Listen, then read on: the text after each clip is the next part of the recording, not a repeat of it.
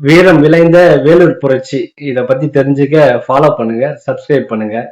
இந்தியாவுல முதல் சுதந்திர போரு தமிழ் நிலத்துல தான் நடக்குது.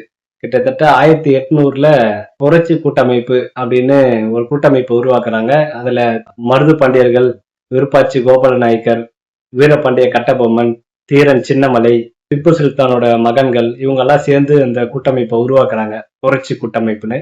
அந்த கூட்டமைப்பு தான் இந்தியாவோட முதல் சுதந்திர போரை நடத்துறாங்க.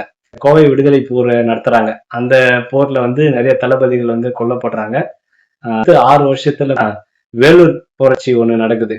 இந்த கோவை விடுதலை போர்ல இருந்து மீண்டு வந்த புரட்சிக்குழு 3000 பேர் வந்து வேலூர்ல செட்டில் ஆகுறாங்க.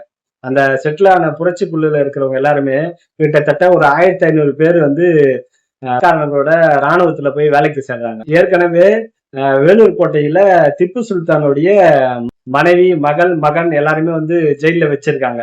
அவங்களுடைய படையில இருந்தவங்களும் திப்பு சுல்தானுடைய படையில இருந்தவங்களும் வெள்ளக்காரனுடைய படையில போய் வேலைக்கு சேர்றாங்க. புரட்சி பண்றதுக்காக காத்துட்டு இருக்காங்க. அந்த நேரம் பார்த்து வெள்ளக்காரன் வந்து ஒரு சட்டம் போடுறான். ஒரே நாடு, ஒரே மொழி, ஒரே கலாச்சாரம் அப்படின்னு ஒரு சட்டம் போடுறான். அந்த சட்டம் போட்டோன்னே மொத்த மக்களும் வந்து ரொம்ப கோபம் அடைகிறாங்க. கோபத்தை பயன்படுத்தி ஒரு பெரிய ஒரு போரை நடத்துறதுக்காக திப்பு சுல்தானோட பசங்க எல்லாருமே வந்து ஜெயில இருந்து அந்த பிளான் போடுறாங்க. வெள்ளக்காரன் படையில இருக்கக்கூடிய தமிழர்கள் கிட்ட எல்லாம் வந்து பேசி நம்ம ஒரு போர் உருவாக்கலாம், போரை ஒண்ணு நடத்தலாம் அப்படின்னு சொல்லிட்டு பிளான் பண்றாங்க. கோட்டையில இருக்கக்கூடிய ஜிம்மா மசூதி, அந்த ஜிம்மா மசூதியை தான் வந்து வெள்ளக்காரங்களை எதிர்த்து போர் நடத்துறதுக்காக அங்கதான் பிளான் பண்றாங்க. அங்க இருந்து தூது அனுப்புறாங்க, மக்களுக்கு புரட்சி குழுக்கெல்லாம் தூது அனுப்புறாங்க. நிறைய புரட்சி குழுக்கள் எல்லாம் சேர்க்கிறாங்க. சாதி மதங்கள் எல்லாம் கடந்து எல்லாரும் ஒரு பெரிய ஒரு கூட்டமைப்பு சேர்றாங்க. அதெல்லாம் சேர்ந்துட்டு போர் நடத்துறதுக்காக ஒரு தேதியை குறிக்கிறாங்க. அந்த தேதியில போர் நடத்துறதுக்காக திப்பு சுல்தானுடைய பொண்ணுக்கு வந்து திருமணத்தை நிச்சயம் பண்றாங்க.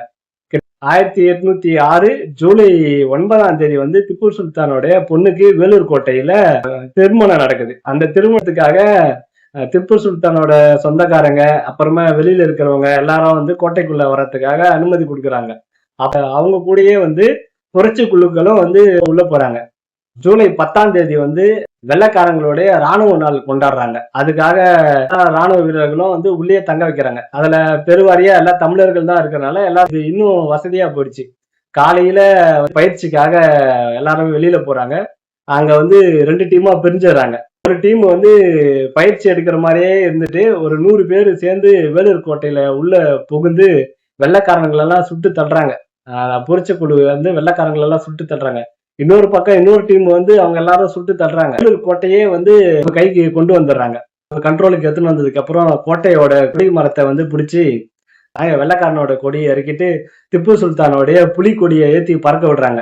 அந்த கோட்டையே அவங்க கண்ட்ரோலுக்கு வந்துடுது. அதுக்கப்புறமா அந்த கோட்டைக்குள்ள இருந்த வெள்ளக்காரனுங்கள் எல்லாம் வந்து ஜெயில போட்டு வைக்கிறாங்க. அதுக்கப்புறம் அங்கிருந்து ஒரு வெள்ளக்காரன் தப்பிச்சு போயிட்டு வெள்ளக்காரங்களோட ராணுவ முகாமில் போயிட்டு சொல்லிடுறான்.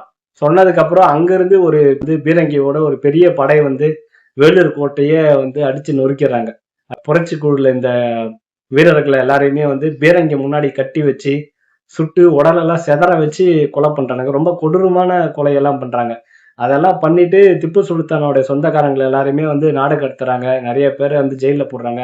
அதுல திப்பு சுல்தானோட ஒரு பையனுக்கு தூக்கு தண்டனை கொடுத்துட்றாங்க. இன்னும் 2 பசங்களுக்கு ஆயுள் தண்டனை கொடுத்துட்றாங்க.